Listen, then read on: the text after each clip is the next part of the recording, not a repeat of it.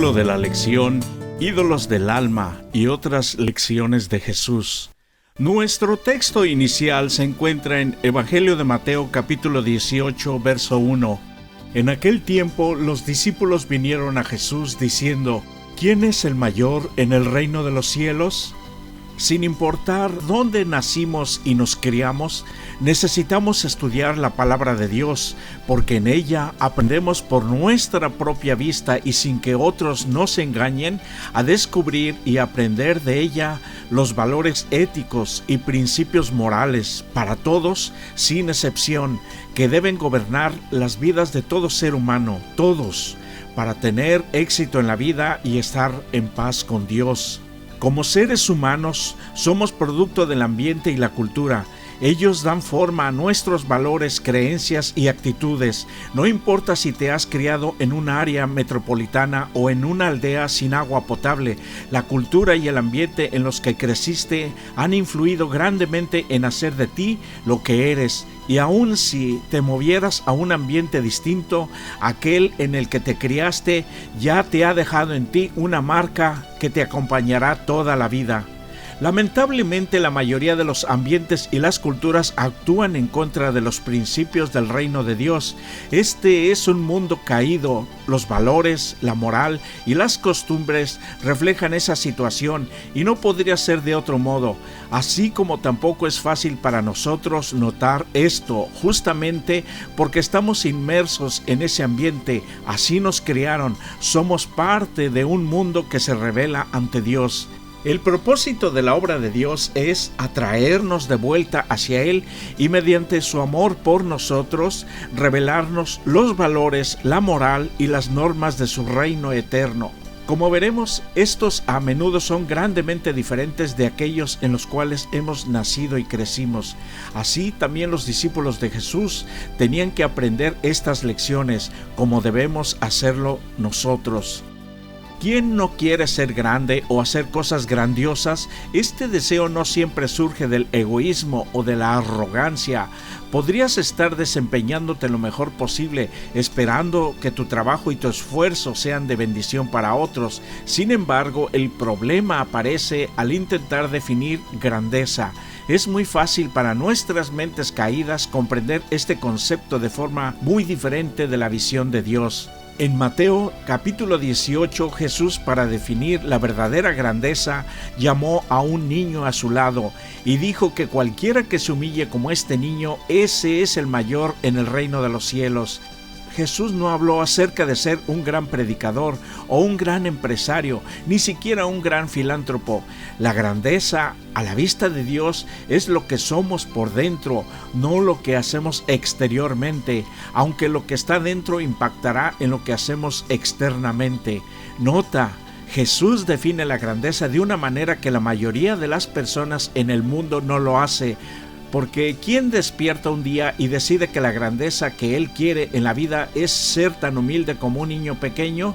Es extraño aspirar a algo como eso, pero esto solamente se debe a que estamos saturados de los principios, las ideas y los conceptos de una sociedad en un mundo caído. ¿Qué significa ser humilde como un niño pequeño? Uno de los indicadores es la obediencia, aceptar la palabra de Dios antes que tu propia voluntad. Si en tu vida estás en problemas, casi siempre es porque estás en el camino equivocado, es porque estás en tu propio sendero, en tu propia desviación o atajo. La solución es sencilla: humíllate, obedece y vuelve al camino de Dios siguiendo su santa palabra, la Biblia. Los bereanos no se confiaban a lo que les decían sus líderes como voluntad de Dios, leían la Biblia por sí mismos para ver si estas cosas eran así. Si Adán y Eva se hubiesen mantenido humildes, no habrían pecado. La Biblia, y en especial en los 10 mandamientos, Dios sintetiza de una manera clara y al punto la voluntad divina en las relaciones con Él y con nuestros semejantes, sin la influencia de filosofías o tradiciones humanas. Saber y obedecerla evitarán estar en conflicto con Dios y nuestro prójimo. Leemos en Mateo capítulo 18 que una de las peores consecuencias de la caída en el pecado se ve en las relaciones interpersonales, desde Adán echándole la culpa a Eva, Hasta ahora, nuestra raza ha sido arrasada y degradada por conflictos entre personas, no solo en el mundo, sino también en la iglesia. Afrontémoslo. Es más fácil quejarnos de una persona a sus espaldas que ir directamente a ella y resolver el problema. Pero no lo hacemos a pesar de lo que el Señor nos ha dicho al respecto. Jesús nos enseña a ir directamente a quien nos hirió e intentar restaurar la relación. Si la persona no es receptiva, hay instrucciones adicionales, porque donde están 2 o 3 congregados en mi nombre, ahí estoy yo en medio de ellos. Jesús dice que el Espíritu Santo está presente cuando un pequeño grupo trata de restaurar a un creyente. Esta es la más hermosa obra de la redención. Cuando Jesús nos indica perdonar 70 veces 7, está diciendo que nunca debemos dejar de perdonar a alguien. Habla de la necesidad del perdón no solo para el beneficio de otros, sino de uno mismo. Se nos pueden perdonar por muchas cosas. De eso trata el Evangelio, del perdón. No obstante, si no perdonamos a otros de la manera en que Dios nos ha perdonado, enfrentaremos graves consecuencias, hasta enfermedades graves para nosotros y los que nos rodean. La cruz y el perdón son un ejemplo divino de lo que Dios hizo por ti. Si eso es lo que se necesitó para perdonarte, ¿cómo puedes aprender a perdonar a otros sin importar cuán imposible parezca ser ese perdón? En el capítulo 19 del Evangelio de Mateo se menciona a un hombre rico. Aunque no se dice mucho acerca de él, hay algunos puntos sobresalientes. Era un gobernante, tenía riquezas y era un seguidor muy escrupuloso de la ley de Dios. Vemos que aún él sentía que faltaba algo en su vida, sentía un vacío interior, así como muchos sienten, pero que equivocadamente tratan de llenar con placeres. En la historia de Martín Lutero vemos que, aunque era un monje piadoso, en su interior no estaba satisfecho con su vida espiritual y luchaba con la certeza de la salvación. En ambos casos, los hombres eran sinceros, sentían entre ellos y Dios una gran brecha que no podían llenar con sus obras externas. Volviendo a este príncipe, tenía en alta estima su propia justicia. No suponía en realidad que fuese deficiente en algo, pero no estaba completamente satisfecho. Sentía la necesidad de algo que no poseía. ¿Podría Jesús bendecirlo como había bendecido a los niñitos y satisfacer la necesidad de su alma?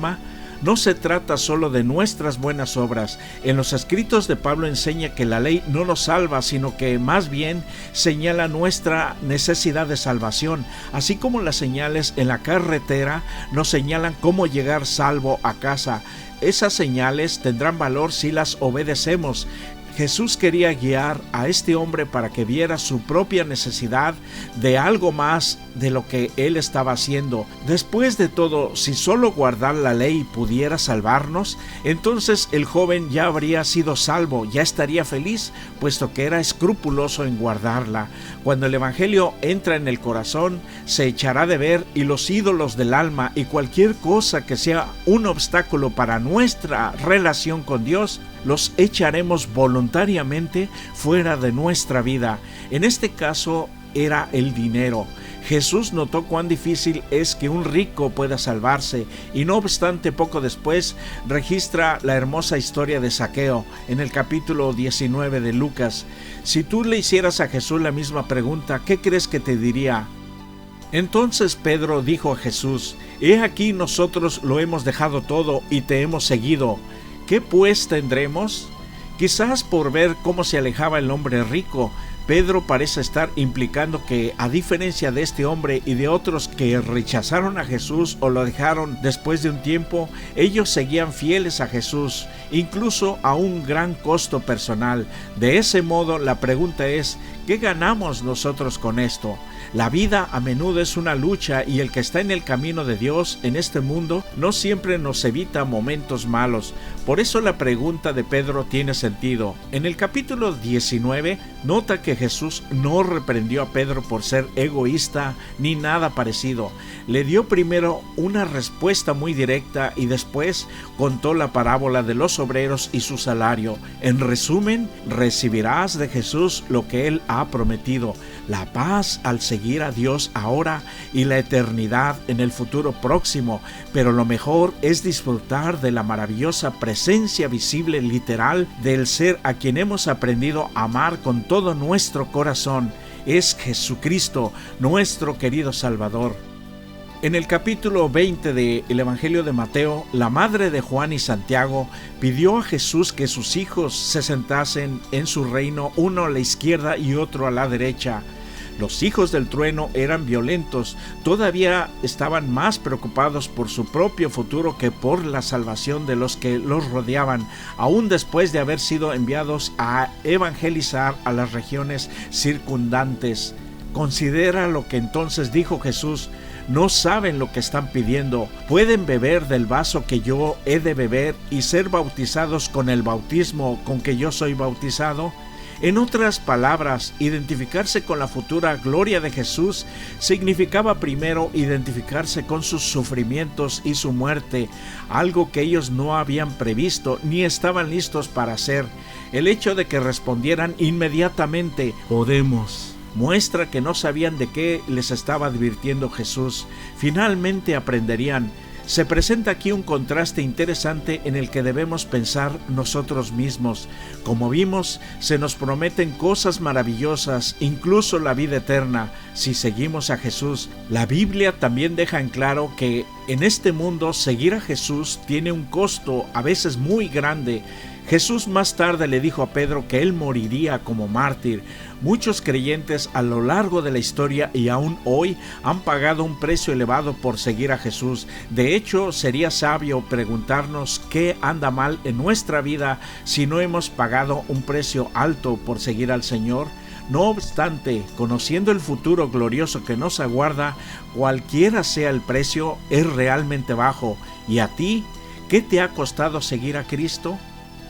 Como cristianos, creemos que la naturaleza es el segundo libro de Dios y de él podemos aprender también acerca de Dios. Tampoco podemos olvidar que este es un mundo caído y que lo vemos con mentes caídas y corruptas, y que no podemos obtener las mejores lecciones de la naturaleza cuando lo aislamos de la palabra de Dios.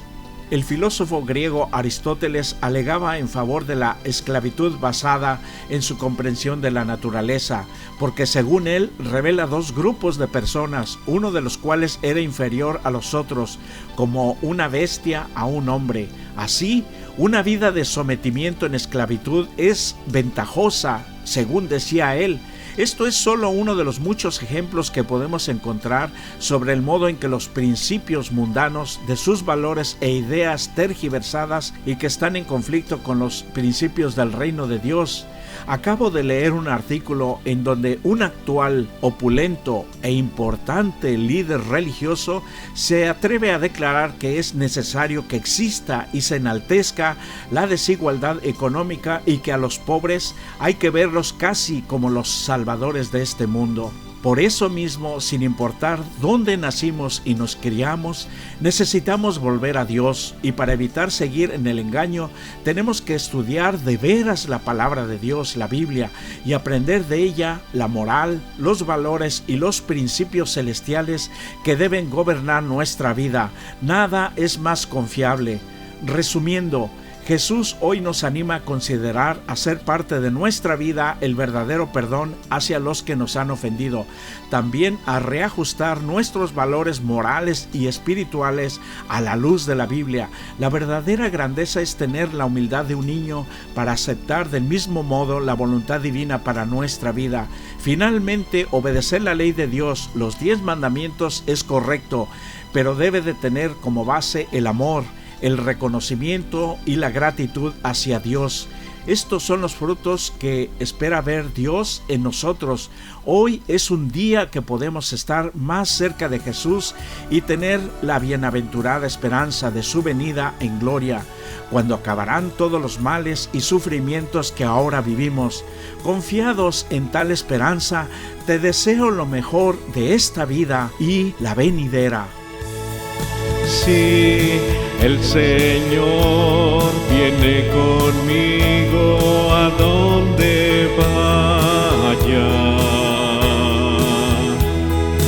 No tendré temor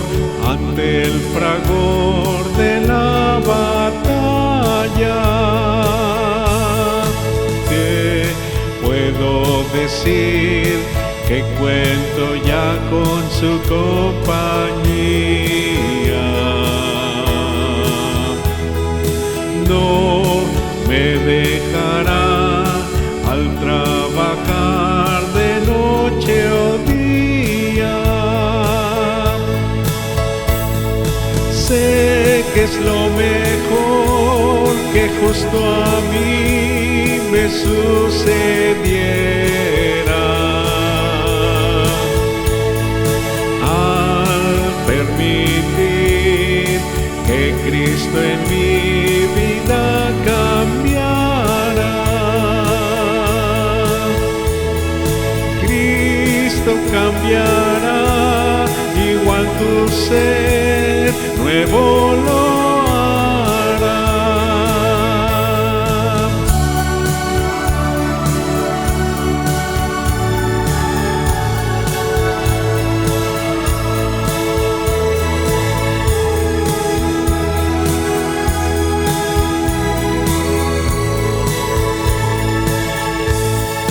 No tengo el poder para vencer lo que me daña. Es así el mal que me ataca con furia y saña. Sé que hay poder que viene y que me levanta. Es Jesús, Señor, que me ayudó y ahora te llama. Sé que es lo mejor que justo a ti hoy te llamará.